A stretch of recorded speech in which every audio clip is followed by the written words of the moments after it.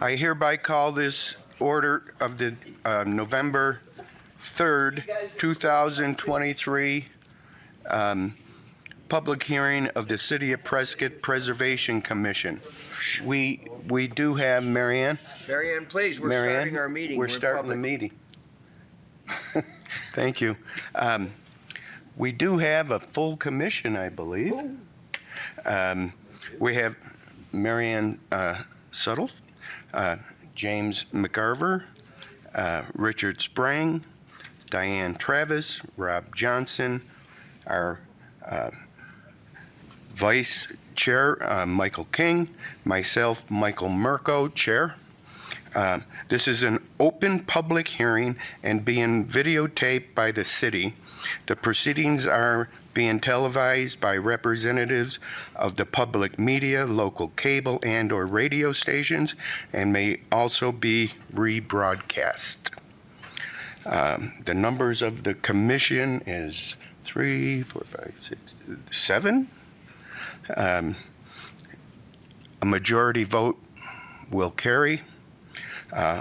All parties wishing to be heard will be expected to state their names for the record. Please put all your electronic devices on mute or off. Thank you. We do have our historic preservation specialist, Kaylee Nunez, George Worley, our planning manager. We have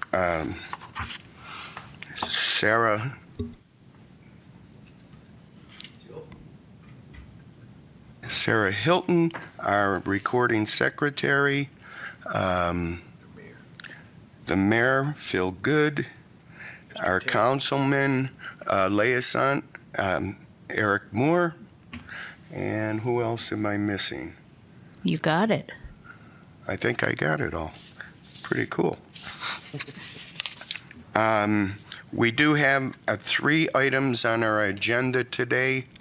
2. One, the approval of the August minutes of our meeting, and 2 other items on our agenda. Anyway, we have to turn this meeting over to Ms. Nunez. Do you want to do a vote on the last meeting's minutes? Oh, the review of the minutes. Has everybody looked? And it's been a while, but we did this last one. yeah, we did this again. Mr. Chairman, before we, You got to press this thing push the Button, yeah. and hold it. Before we vote, I'd like to make a comment about the minutes. I've been on this commission for a long time. It was the minutes describe a very intense meeting. I would like to compliment Sarah Hilton for the comprehensive nature of how we captured all the comments from that, and I just appreciate your good work, Sarah. Mr. Chairman, I would like to make a motion to approve the August 11th, 2023 minutes. Do we have a second? Rick Sprain, I'll second. We have a second. All in favor? Aye. Against? Carried. Now I'll turn the meeting over Okay. to Kaylee. Good morning, Chairman, Commissioners. Kaylee Nunez, Historic Preservation Specialist. So the first item today we have is at 206 West Gurley. It is for a directional sign replacement request for Sharlot Hall Museum. So the building in question is at the corner of Gurley and Montezuma Streets on the northwest corner. So just a couple historic photos. This is called the J.W. Wilson Building. Like many buildings in the downtown area, it was built after the Great Fire of 1900. So there's the building in its original form in the upper left, brick building with, balconies on the west side. Then sometime in the mid 20th century, it was well, let me rewind. In the 20s, it underwent an extensive renovation to become more Art Deco style. And then in the mid 20th century, it was covered with this aluminum siding, which has obviously since been removed. So just an aerial map showing the location. The sign will be on the north wall of the building. Here's some current photos. So as you can see, there is a sign for Sharlot Hall, but it has degraded a bit. The actual profile of Miss Hall has fallen off there, it seems. So the applicant's just proposing to replace it. Here's a rendering of the replacement sign.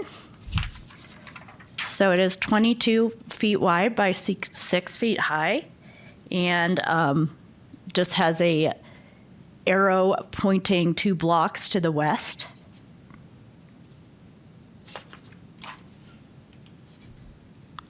So the analysis, reviewed it against the Courthouse Plaza chapter for the Historic Preservation Master Plan.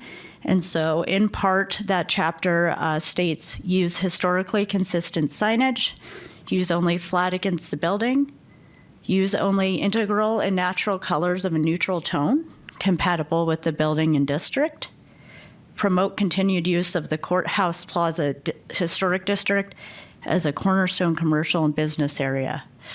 So my consensus is that the proposed signage will not compromise the historic integrity of this building. And we do have the applicant here. We have Stefan Markov with Morgan Sign if you have any questions. Anyone? Anyone? Great job, by the way. It looks good. Thank you. I like it. So, do I have a motion to accept the new signage? HP 23011. Mr. Chairman, Michael King, I propose HP 23-001, request for approval of the wall-mounted directional sign be approved as presented. Diane Travis, I second. Second. All in favor? Aye. Opposed? Like I said, Stefan, nice job. It looks really nice. And I apologize for last month. It's all right. Anyway, moving right along.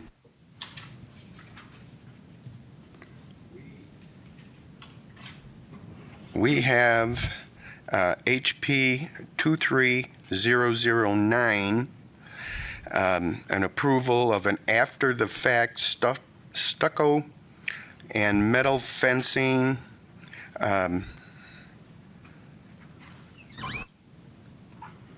As well as 2 Ramadas. and two 10 by 9 Ramadas, and that's on Goodwin. Do we have an address on that? Yeah, it actually has 2 address points, interestingly enough. It's 402 and 410 East Goodwin Street. Okay, so what we have are these 2 Ramadas that, well, is the applicant here? We do not have a representative. We have neither the owner, and I'm then sorry? we don't have the owner present or any other representative.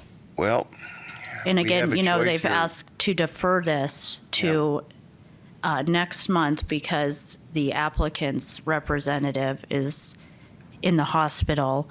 So he did ask via email yesterday if we could defer it. I will leave that up to you as the commission to decide whether we do that or we hear it today. so it's our position to decide whether we defer to December's meeting or rule now without the applicant here. It's up to us, so. So what was the context? This was not presented to the city. He just built. I've watched it being built over the last few months because I drive by Goodwin. So he made no contact, or he had to have some requirements met, I would think, to build the Yeah, building. correct. So he built the fence in the Ramadas without a permit, obviously without going to Preservation Commission first. I believe this was late spring, and so we issued a stop work order, and we have been working with him as a department to get this process in motion, as well as his building permits. But this is considered the first step, because if he, gets denial on any part of this, he will not move forward with completing the permits. So he did, he put up the fence around the perimeter on 3 sides, and then the 2 gazebos. And the fence is partially completed. On the west side, it's not, because we issued the stop work order. And I do have more photos. So you can see it there. That's the west side without the railing. And then on the bottom right is the east side with the metal railing. Would you like me to just give the full presentation? And Say that Is again, I didn't everybody hear you. here familiar with this home? Then I think you should. okay, that may help in your decision. So here's the location. So it's at the the northeast corner of Pleasant and Goodwin Street. And I believe there are 3 units within the structure currently, 2 on the top level, and then it kind of slopes down in the rear, and there's a unit underneath. So the Ramadas, they're roughly 10 foot wide, 10 foot high, and 9 foot deep. Wood construction, painted white, with gray architectural grade shingles and black hardware. They don't have footings, they're just fastened to the pavers. And so the fencing ranged from 2.5 to 3 foot tall. Correction to the staff report. Apparently I put 3.5 to 4 foot tall. So they are stucco with stucco columns and a CMU type cap. And then the railing is horizontal black square tube spanning between the columns. And here's the site plan provided that shows the location of the fencing and gazebos. And the gazebos currently do not meet the side yard setbacks per zoning code, which is 7. And I believe it says 5. And so here's a proposed modification to the fence. He's going to put planks, horizontal planks, over the black metal railing to emanate more of a split rail fence. So this is a proposed modification that you could include in the motion. So my analysis, it is in 2 districts. It is in the East Prescott National District, as well as the Southeast Prescott Local District. So I did review it against Chapter 10 East Prescott, which in part states, encourage wrought iron and open wood fencing at front of property. There are other walls in the district that are constructed of concrete and either left as is or covered with stucco. Corner pillars and caps are encouraged. New construction additions or alterations should be compatible with neighboring structures, as well as streetscape and historic siting. Buildings usually have additions to the rear of the property, maintaining the historic front facade. Proposed new buildings and rehabilitation projects should continue to emphasize existing scale and massing of neighborhood. Sorry, I forgot to preempt this with the fact that the home itself is not on the National Register. It was built, I believe, late 1950s. So it could be eligible now. Whether it has enough architectural integrity is questionable, but the survey was done in the late 80s, so at that time it was not eligible for the registry. So my analysis is that the stucco walls are compatible with the home itself, as the home is mid-century and there are several other stucco walls within both districts. The CMU caps and modern metal railings are not compatible. So the proposed modification for the fencing is an improvement because it emanates a cedar split rail fence, which is period and style appropriate. The style and materials of Ramadas are appropriate for the district. However, the siding is not siting. So I'll open it up for further discussion. Yes. This is Rob. Just one question. Considering that he's got other issues regarding setbacks, he's going to have to make modifications even if we approved the gazebos or whatever you want to call them, right?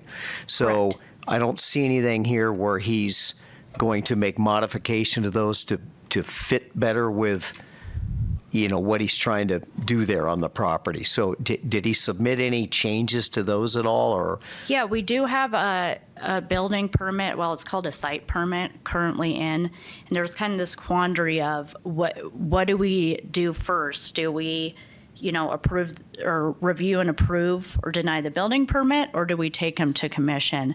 And finally, we decided to take it to commission because if you say no on any part of it, you know, that's going to basically void the building permit for these items. So you could put a stipulation in the motion to, you know, the Ramadas must be moved to meet current setbacks, zoning setback requirements, if you choose, if that makes sense. Mr. Chairman. Go ahead. Marion Settle. So if he does not complete what needs to be done, does he get fined? Does he come back and apply again? Is this a Band-Aid? How do you handle a situation like this for both sides? Yeah, so the fine would be double fees applied on the building permit. Again, we decided to take it to you all first because if you say no to any part of it or all of it, the outcome is that he will have to take it down. So if you allowed, you know, part or all of it, then we would proceed with the building permit and he'd be double fined. Now, I don't know how we would apply fines outside of the building permit. Perhaps George or Chelsea could answer that question. Morning, Commission. This is George Worley, Planning Manager for the city. Typically, with a building permit application, if you start work and then apply for the permit after the fact, the fine is a double fee on the permit. There's no separate fine for it. If you fail to comply with the requirements that we impose on you, for instance, if this commission required the Ramadas or gazebos to be moved back to meet setback requirements as part of your approval, and he fails to do that, then we prosecute them for violation of city code. It ends up in court, and they can get fines as high as $2,500 a day. And as Kaylee mentioned very appropriately, we're always faced with a situation like this with a chicken and egg question of, do we go to the Preservation Commission first, or do we handle a variance or a building permit first? Our past practice has always been to give you the first review and look at it, because your review is an aesthetic review, an appearance review of the project. And if you say, no, it doesn't meet our historic requirements, there's not much point moving forward with the other parts of it. And we don't want something to move forward and then reach a point where they have everything ready for an approval, and then we give it to you for review. So we do hand it to you first for good reason. Your decision today will determine a path for us to proceed with him in the future. I have a question. The Ramadas, gazebos, however verbiage we're using, they don't meet any code. Am I correct? They don't meet our zoning setback requirements at the moment, and they haven't had a permit issued for them yet. So they're What not about the compliant at this footings? point. What about the footings? I heard Kaylee say that they're attached to the pavers, and pavers are like 4 inches thick. So a nice gust of wind coming down the road is going to blow those somewhere. Could tip them over. So they're not at code, am I correct? Not yet. Not yet. That's correct. Okay. We would have to have your approval. We would have to review the building permit application or a variance for setbacks as next steps in the process. Rob, go ahead. Yeah, thanks, George. My question is, say this commission denies his gazebos. What happens after that? Is he required to take them down? Is there any teeth to make sure that he does that? He would be required to remove them, and failure to do so would result in us prosecuting him, and again, up to $2,500 a day fine as long as they remain in place. If I may speak to the building permit, kind of jumping back to Chairman Murko's question. So these are classified as an accessory structure, 200 square feet or less, which per our building code does not require a full building permit. It just requires this site approval permit, which is mostly for placement. So, he will have to meet the setback requirements, but he doesn't have to meet the full international residential code. What is the setback for those? How much would that be moved, or how much would have to be taken off of the gazebos, do you know? So it's 7 feet, and I believe they are at 5 feet from the property line, so they would have to move back 2 feet approximately. I see that butting right up against his home. Correct. But Okay. although this home isn't on the register, it's still in an historic district. These eyesores is what I call them, because they are.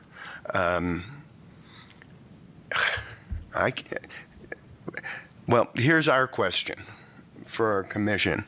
Do we defer this and think about it till next month, and maybe a representative will be here?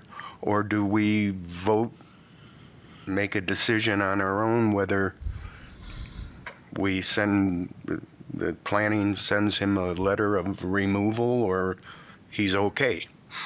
So, Jim McCarver, is the gazebo the only thing that's not up to code or the zoning? The rest of the fencing is appropriate, or it meets codes. Is that correct? That's correct. Yeah, the fencing, is within the property line and meets all the height guidelines. It doesn't exceed, namely, actually it's the side yard, but it doesn't exceed the 4-foot maximum within the front yard setback. So, yes, the fence does meet code requirements. So when you said siding was not appropriate, that's what you meant, the placement of the gazebo? Correct.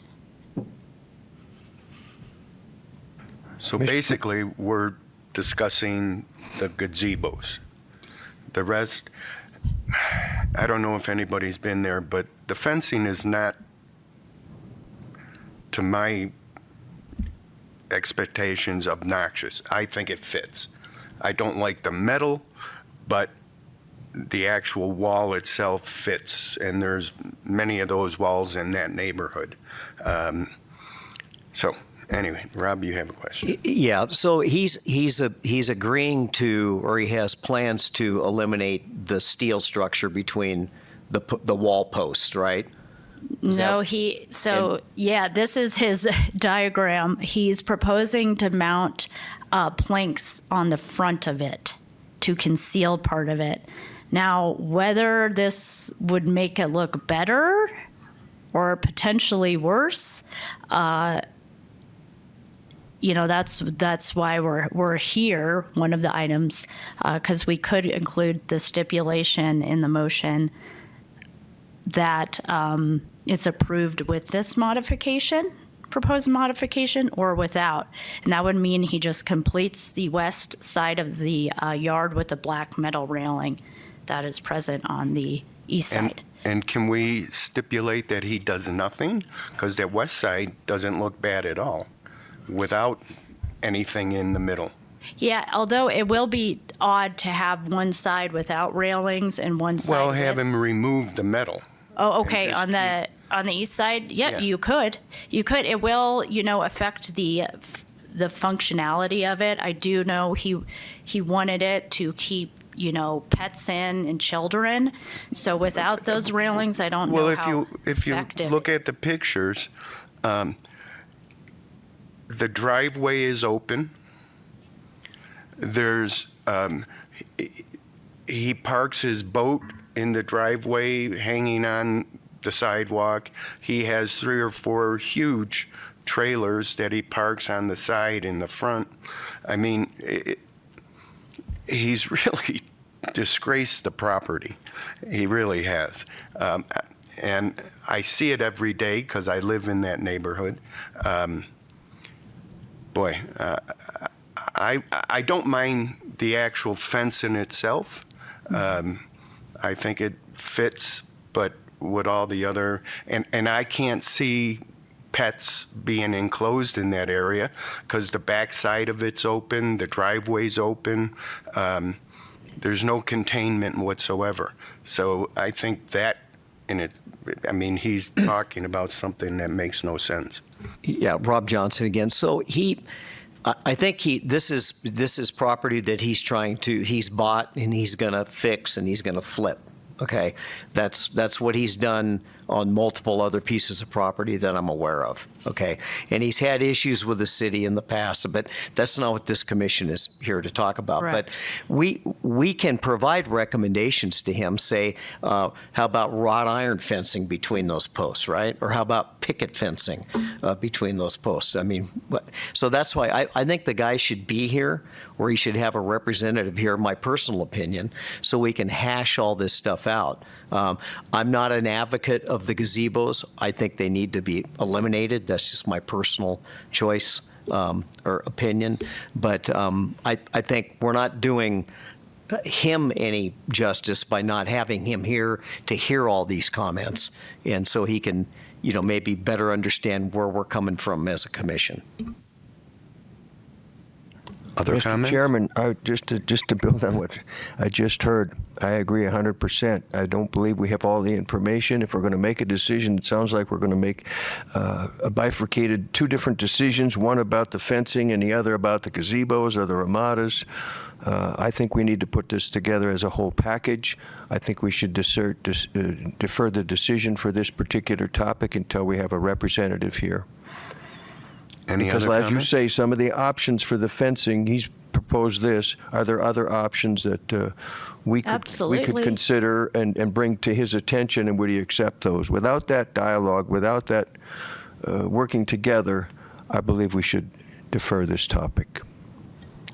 It's Jim McCarver. My opinion would be to deny the request, and because it doesn't meet the zoning and the requirements for the gazebo, and then we can inform him of the issues that we feel he's out of compliance with, and he can redo it and bring it back for another review next month. So I would say, rather than defer it, we should deny this request. Yeah, and though the zoning issue is definitely pertinent and important, we are just going to try to take it from the lens of preservation because we can address that in a stipulation and ensure that if you approve the Ramadas, that they would be moved to meet setback requirements. I'm on the same wavelength as James, but I do have a question. The gate on the very last picture is the same as the metal. Has that been addressed on how that would be fixed? There's a gate to the front of the house off the street on the very last picture. I don't believe they're. Gate to the front door. This picture here? Let me. You can see it You know, It's on the left of that picture, bottom picture there. Okay. But on the picture that was included, there's a front gate to the house.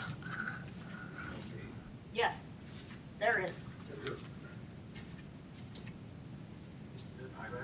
It's in the full agenda packet.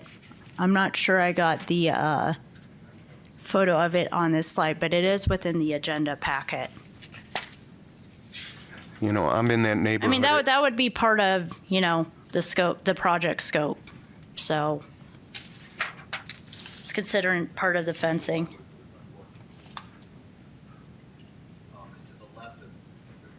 But to the left of that is the driveway. Yeah.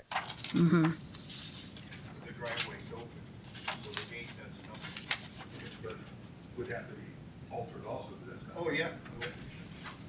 Yes, it would have to be altered as well. Yeah, that gate does nothing.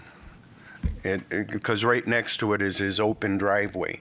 So all you have to do is walk up the driveway and not through the gate. The gate is just kind of cosmetic.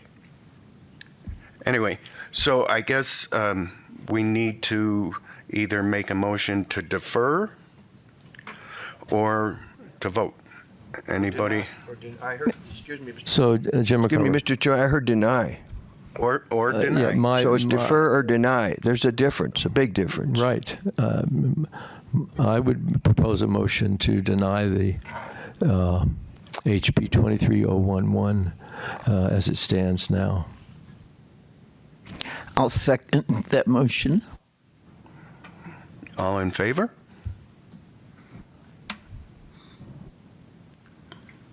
Against? Mr. So- Chairman, I believe we should defer. That's what I'm saying. Just to clarify, is this a full denial or, That's my point.